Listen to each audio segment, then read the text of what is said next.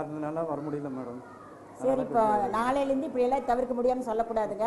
நேரமே வரணும் ஸ்கூலுக்கு. நேரமே வந்தால் தானே நல்ல பாடம் படிக்கலாம். இப்படி லேட்டாக வந்தீங்கன்னா எப்படி பாடம் படிக்கிறது?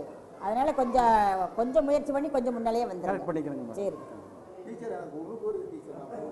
இருங்க, இப்போதானே வந்திருக்கிறோம். கிளாஸ் இப்போதான் ஆரம்பிச்சிருக்கிறோம். அம்மா அம்மா அம்மா அம்மா அம்மா அப்பா அப்பா அப்பா